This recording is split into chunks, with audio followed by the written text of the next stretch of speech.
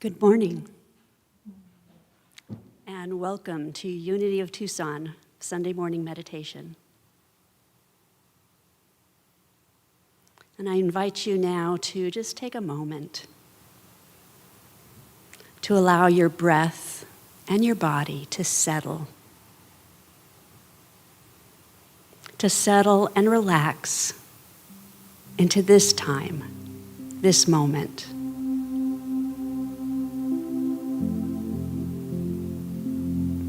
And for the next 10 minutes, we're just going to take time to nurture ourselves, to be in a place of just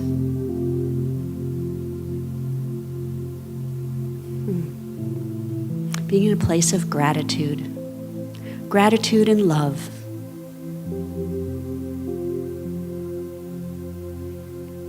As we sit here now today and knowing that this week is the week of celebration of the holiday we call Thanksgiving, that is an ancient celebration of the harvest festival and the feast before winter. And so what a good time to be in that place of gratitude and that place of knowing that just like in other times, we will get through the winter and see spring.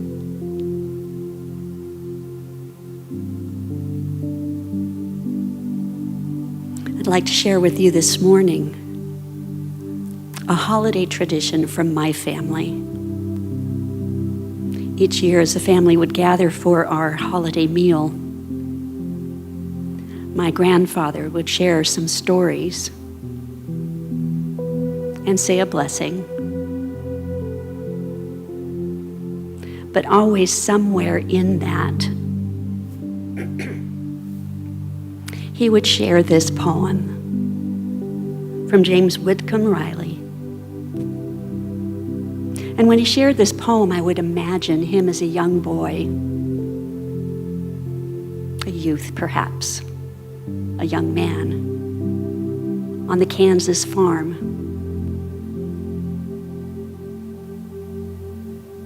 So just allow yourself to feel the images, see the images, and take that which is different from your experience and that which might be similar in some way.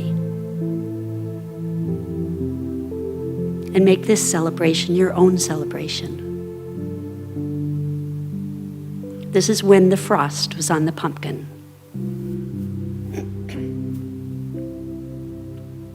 When the frost is on the pumpkin and the fodder's in the shock, and you hear the cluck and gobble of the strutting turkey cock, and the crackling of the guineas and the clucking of the hens, and the rooster's hallelujah as he tiptoes on the fence. Oh, it's then a times a feller is a-feelin' at his best, with the rising sun to greet him from a night of peaceful rest. As he leaves the house bareheaded and goes out to feed the stock, when the frost is on the pumpkin and the fodder's in the shock. There's something kind of hearty-like about the atmosphere when the heat of summer's over and the cool and fall is here. Of course, we miss the flowers and the blossoms on the trees, and the mumble of the hummingbirds and buzzing of the bees. But the air's so appetizing in the landscape through the haze of a crisp and sunny morning of the early autumn days is a picture that no painter has the coloring to mock. When the frost is on the pumpkin and the fodder's in the shock.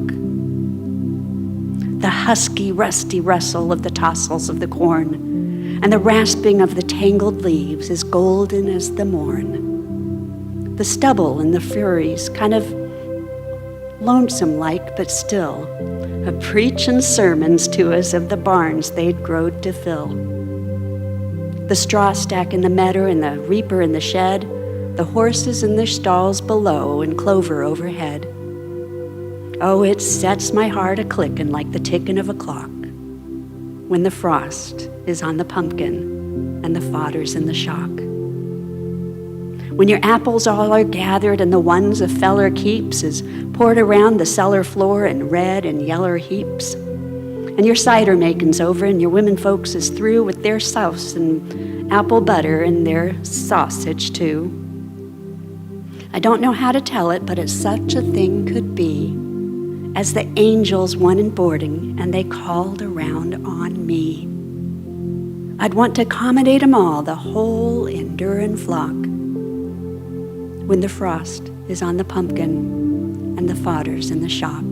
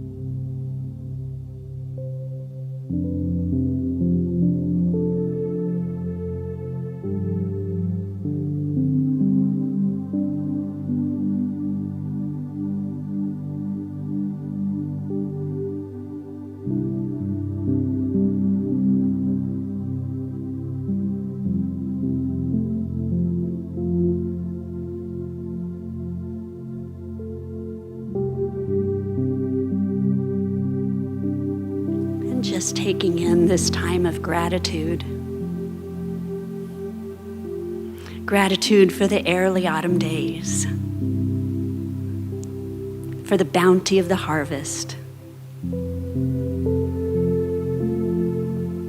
for all those things that you find gratitude for.